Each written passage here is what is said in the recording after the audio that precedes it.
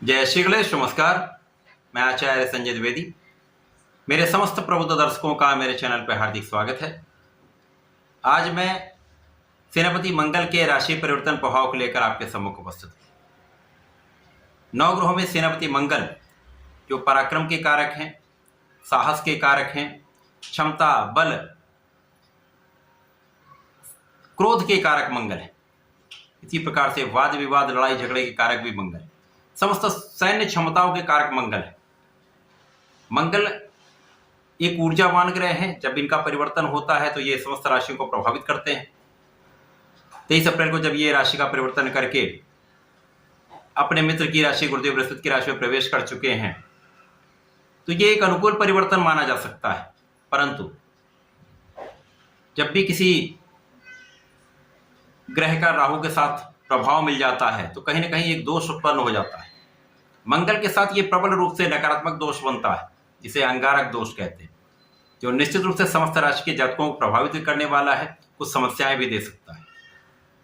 अब क्योंकि मंगल एक ऊर्जा के स्रोत हैं, पराक्रम के कारक हैं, साहस के कारक हैं, क्षमता बल के कारक हैं, इसी प्रकार से राहु सर्वाधिक नकारात्मक ग्रह है तथा इस सृष्टि के सर्वाधिक बलवान ग्रह।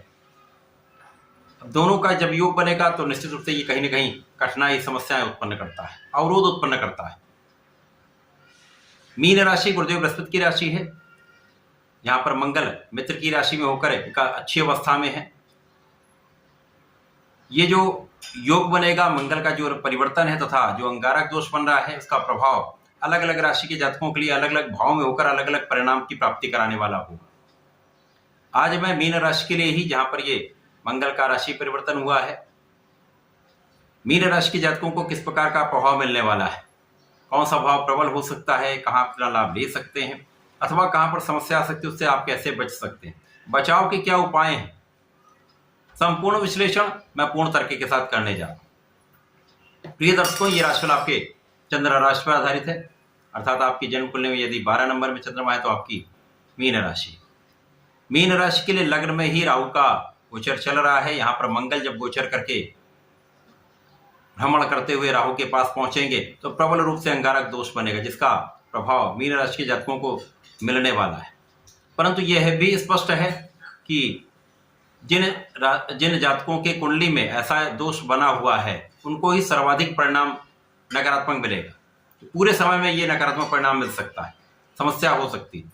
परंतु जिनकी कुंडली में ऐसा योग नहीं है उनको क्षणिक समय, जो जब राहु और मंगल आमने सामने होंगे तभी सबसे अधिक समस्या हो। बाकी समय बहुत समस्या नहीं होंगी। राहु का जो अच्छा प्रभाव वो भी प्राप्त होगा और राहु का जो नकारात्मक प्रभाव वो भी प्राप्त होगा। अब लग्न में जब होंगे दोनों प्रबल ग्रह हैं तो ऊर्जा का प्रवाह होगा, ऊर्जा की स्थिति बहुत अच्छी रहने वाली। आप बहुत सामर्थ्यवान रहने वाले हैं, क्षमतावान रहने वाले हैं, आपका सामर्थ्य बढ़ेगा। निश्चित रूप से राहु भी आपको कहीं ना कहीं बल प्रदान करते हैं। लग्न में मंगल का प्रभाव विशेष रूप से मित्र की राशि में होकर आपको बलवान बना रहा है। इसके साथ ही साथ मंगल इस भाव में होंगे तो जब राहु के साथ अंगारक दोष बनेगा तो शारीरिक समस्याएं हो सकती हैं, आपका तनाव बढ़ सकता है। तनाव के साथ साथ जो मौसम के रोग हैं उनसे आप पीड़ित हो सकते हैं। इसी प्रकार से आपके तनाव के कारण कुछ शारीरिक समस्याएं हो सकती हैं, थकान की स्थिति बन सकती है, क्रोध बढ़ सकता है। तो यहाँ पर आपको बहुत सावधान रहना होगा, बहुत संयम रखना होगा, धैर्य के साथ आपको यहाँ पर कार्य करने होंगे। अब जहाँ जहाँ इनका प्रभाव पड़ेगा वहाँ वहाँ एक विशेष योग बनेंगे। मंगल का प्रभाव आपके चतुर्थ भाव पर होगा। तो यहाँ पर यदि अवलोकन करें तो बुध की राशि है। अब बुध भी वर्तमान समय में राहु के साथ ही गोचर कर रहे हैं, तो कहीं ना कहीं पीड़ित है। परंतु मंगल का प्रभाव यहाँ पर आपके सुखों के भाव को प्रबल करने वाला होगा। अब भूमि पुत्र मंगल है, भूमि भवन वाहन देने का योग बनाते हैं। मंगल का प्रभाव निश्चित रूप से समय आपके वाहन का योग बनाने वाला है, आपके कार्यों में आपको सफलता देने वाला है। जनता से जुड़कर यदि कुछ कार्य करते हैं तो यहाँ पर विशेष लाभ मिलता है। इंफ्रास्ट्रक्चर में है, ट्रेवल टूर में है, यहाँ पर विशेष लाभ प्राप्त होता है। मंगल का प्रभाव सप्तम पर है, या सर्वाधिक प्रभाव यहाँ पर आपको मिलने वाला है। राहु की सीधी दृष्टि का प्रभाव, मंगल की सीधी दृष्टि का प्रभाव आपके सप्तम भाव को पीड़ित करता है। यहाँ पर साझेदारी में भ्रम की स्थिति का कारण यहाँ पर सर्वाधिक विवाद की संभावना है, क्योंकि वाणी के कारक भी यहाँ पर दूषित हैं। क्रोध भी आपका यहाँ बढ़ सकता है। इस क्रोध तथा वाणी के कारण आपके काम बिगड़ सकते हैं। तो यहाँ पर साझेदारी में निश्चित रूप से बहुत सावधान रहना होगा। साझेदारों पर अंधविश्वास भी ना करें, लेकिन बिना कारण विवाद भी ना करें।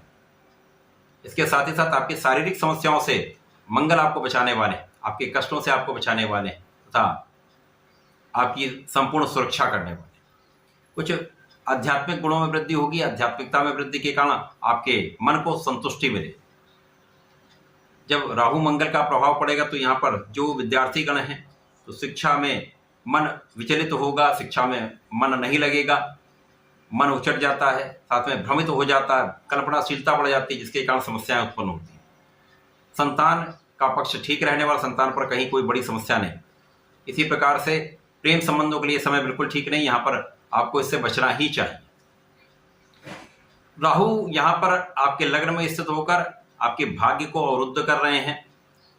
परंतु जब भी कोई ग्रह जिस राशि में होता है, विशेषतया राहु का जो प्रभाव है वो छाया ग्रह है, जिस राशि में होता है उसके स्वामी के प्रभाव को ले लेते हैं।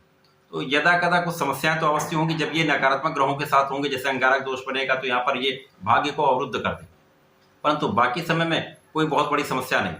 परंतु इस समय में आपको नियमित रूप से भगवान भोलेनाथ पर जलार्चन करना चाहिए।